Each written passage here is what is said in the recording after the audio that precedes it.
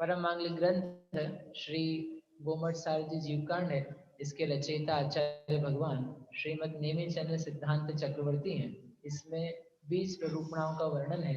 इनके नाम हैं गुणस्थान, जीव समास, पर्याप्ति, प्राण, संज्ञा और 14 मार्गणाओं में गति, इंद्रिय, काय, योग, वेद, कषाय, ज्ञान, संयम, दर्शन, लेश्या, भगत्व, सम्यक्त्व, संज्ञा, आहार और अंत में है उपयोग प्ररूपण। ऐसे ये 20 प्ररूपणाओं का वर्णन आगम प्रसिद्ध है। जब आप एक शास्त्र का नाम सुना आपने 20 ठाणा, 24 ठाणा, 24 ठाणा खूब चलता है। 24 ठाणा में क्या होता है? 24 स्थान। तो 20 तो हो गई ये स्थान और इसके अलावा 4 चीज और मिला करके पूरे वस्तुओं का विचार किया जाता है। एक द्रव्य जीव है तो वो उसकी गति कौन सी, इंद्री कौन सी, काय, योग, वेद, कषाय आदि, और आश्रव, प्राण, कुल, जाति, इस प्रकार का विचार करते हुए वो 24 स्थान बनाए। बाकी मूल में तो अपने क्या 20 प्ररूपणाएं प्रसिद्ध हैं, और यदि संक्षेप में करें तो 2 ही प्रसिद्ध हैं, गुणस्थान और मार्गणा स्थान। तो उसी में से यहाँ पर मार्गणा स्थान के अंतर्गत अपन इंद्रिय मार्गणा को प्रारंभ किया था। इंद्रिय अर्थात जो इंद्र के समान है, अपनी विशेषता अविशेषता को धारण करते हुए अन्य की अपेक्षा नहीं रखती है, ऐसी जो है वो इंद्रिय, उस इंद्रिय के 2 भेद किए थे, भावेंद्रिय, द्रव्येंद्रिय, और फिर उन्हीं इंद्रियों के माध्यम से 5 प्रकार की इंद्रिय मार्गणा के भेद थे, यानी एक इंद्रिय, द्विइंद्रिय, त्रिइंद्रिय, चतुरिंद्रिय, पंचेंद्रिय। वे 5 प्रकार के जीवों के माध्यम से हमने क्या खोजा? जीवों की खोज कर ली। जीव इन प्रकार की अवस्थाओं में पाए जाते हैं, ऐसे करके ये इंद्रिय मार्गणा। फिर उसके बाद में इंद्रियों का विषय कितना कितना है, वे इंद्रियां जो हैं वे कितने दूर तक के विषयों को जानने में कारण बन सकती है। अब ये अपन ने देखा था कि जो स्पर्शन इंद्रिय है उससे 9 योजन दूर तक का जाना जा सकता है। रसना इंद्रिय है उससे भी 9 योजन दूर तक का जाना जा सकता है। अर्थात हम यहाँ बैठे हैं और 9 योजन दूर यानी अबाउट 108 किलोमीटर दूर कोई वस्तु बन रही है, पूड़ी, सब्जी, रसगुल्ला, गुलाब जामुन, और वहाँ बैठ करके बिना खाए ये बताया जा सकता है उस वस्तु का स्वाद कैसा है।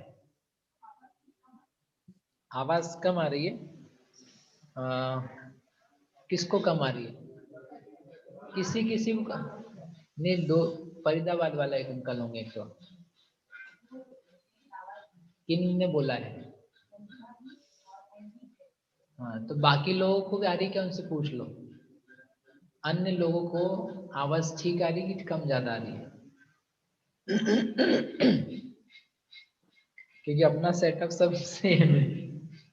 हाँ, ठीक है। तो वो जो इतना दूर है ना, अब वो अपने आप में थोड़ा आश्चर्य का विषय है। अवधि ज्ञान नहीं है ये, मन परे ज्ञान भी नहीं है, ये अंदाजे वाला ज्ञान भी नहीं है कि अंदाजे से दूर एक रसगुल्ला था, हाँ ये मीठा होगा, ऐसा नहीं। जैसे कोई रसना इंद्रिय पर रख करके उसके विषय का ज्ञान करता है, उसी प्रकार से वो दूर रखा हुआ विषय जान लिया जाता है। इस बात को अपन ने कल वो इंद्रियों का विषय क्षेत्र कितना है इसके माध्यम से जाना था। तो ऐसे चक्षु इंद्रिय वगैरह का भी देखा था कि कैसे वो कैलकुलेट होता है, और चक्रवर्ती जब उसको देखता है सूर्य के विमान में स्थित जिनबिंब को, तो उसे साक्षात जैसे हम सामने किसी जिनबिंब के दर्शन करते हैं, वैसे उसको इतने दूर का जिनबिंब आंखों देखा दिखाई दे रहा है। तो आंखें इतना अधिक विषय बना सकती हैं, इससे ज्यादा आंखों का विषय नहीं है। चक्षु इंद्रिय इतनी ज्यादा प्रबल हो सकती है। अब किसकी कितनी है ये अपनी अपनी क्षयोक्षम की विशेषता है। फिर कल सुबह एक प्रश्न आया था कि आंखें हैं किसी की नहीं भी है, तो वो आंखें नहीं है और दिखाई नहीं देता है, तो उसकी इंद्रियों का फिर क्या समझा जाए?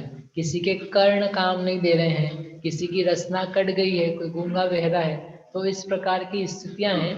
तो ऐसे जीवों को कौन से इंद्रिय कहा जाए? तो यहाँ पर क्या है, जिस प्रकार की जाति नाम कर्म का उदय होता है ना, उसी प्रकार का उसका इंद्रिय का क्षयोपशम रहता है। क्षयोपशम रहता है यानी उसको लब्धि उस प्रकार की पाई जाती है। तो उस लब्धि में उसे उतना ही इंद्रिय वाला कहा जाएगा। आप उसका प्रयोग ना कर पाओ ये आपका अपना विषय है, लेकिन जो लब्धि रूप इंद्रिय है वह प्राप्त है, वह प्रकट है, तो उतनी इंद्रिय जरूर होगी। किसी की आंखें काम नहीं दे रही है यानी उसके उपकरण खराब हो गए हैं।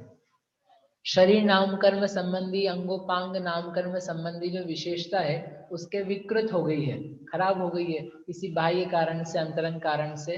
लेकिन जो क्षयोक्षम है, लब्धि है, वो उसके बराबर बना हुआ है। इवन उपयोग रूप कार्य भी हो सकता है, क्योंकि उक्त अनुक्त प्रकार के भी मति ज्ञान के टाइप्स पाए जाते हैं। उनका जो स्वरूप हम ज्ञान मार्गणा में देखेंगे तो आपको दिखेगा क्षयोक्षम के माध्यम से भी सीधे उपयोग किया जाता है। वहाँ निर्वृत्ति बनी हुई रहती है भीतर की, बाहरी जो उपकरण आदि हैं सफेद काला मंडल इत्यादि उनमें कुछ विकृति आई है, परंतु भीतर ज्ञान का क्षयोक्षम होता है तो कदाचित उसका उपयोग भी बन पाता है। जैसे गूंगा भी होता है तो वो भी कुछ बोलता तो है ही ना, बोलता है तो उसके भीतर शब्द उठते हैं, और वह जो भी ध्वनियां करता है तो ध्वनि कर रहा है तो उसके वचन बल जैसे पाया जाता है, वैसे ही अन्य रूप में उसके ज्ञान का क्षयोक्षम भी पाया जाता है। उसे रसना इंद्री का, कर्ण इंद्री का, चक्षु इंद्री का ही क्षयोक्षम और उपयोग कहा जाता है। ऐसा उक्त अनुक्त अनुक्त ज्ञान का एक प्रकार है, वो अपन ज्ञान मार्गणा में जब पहुंचेगा तब देखेंगे। इसका व्यू चेंज कर देना। अब अपन आगे पढ़ते हैं। गाथा नंबर है 171, 171 नंबर की। इसमें कौन कौन सी इंद्री का आकार कैसा है वो यहाँ पर बताया जा रहा है। 171 चक्षु सोदम घाणम जेबायारम मसूर जवर्णाली अतिमुक्त खुरपसमम भासम तु अणेयसंठाणम। चक्षु सोदम घाणम जिह्वा, चार इंद्रियों के नाम दिए। चक्षु यानी चक्षु, सोदम यानी श्रोत्र, श्रोत्र यानी कर्ण इंद्रिय, फिर घाणम यानी घ्राण, घ्राण यानी जिसके द्वारा सूंघा जाता है, जिह्वा यानी जिह्वा रसना इंद्रिय का शब्द है। इनका आयारम, आयारम यानी आकार, इनका जो आकार है वह क्रम से ऐसे ऐसा है। मसूर यानी मसूर जो होती है ना आपकी दाल गोल गोल, वैसे मसूर की आकार का चक्षु इंद्रिय का आकार है। जवनाली, जव यानी जो होते हैं, जव अनाज होता है तो अनाज जैसे वो लंबा सा होता है वैसा श्रोत्र का आकार है। फिर है अतिमुक्त, अतिमुक्त यानी तिल का, अतिमुक्तक, अतिमुक्त यानी तिल का फूल है, जो तिल का फूल है उसके समान खिला हुआ फैला हुआ वह घ्राण इंद्रिय का आकार है। और खुरप्प, खुरप्प यानी खुरपा, खुरपा यानी वो खुरपा नहीं जिससे आप भोजन बनाते हो पहले मैंने पहली बार पढ़ा था और मैं खुद से ही सोचा तो मुझे लगा खुरपा यानी अपने घर में जिससे पलटते हैं ना वो खुरपा, लेकिन वो खुरपा खुरपा नहीं होता। खुरपा यानी जिससे वो हाशिया होता है ना, हसिया, हसिया जिससे घास वगैरह काटी जाती है, वो राउंड शेप में होता है, पिक्चर दिया है वहां पर, उसको बोलते हैं खुरपा। तो जो रसना इंद्रिय है उसका आकार है खुरपा समम यानी समान।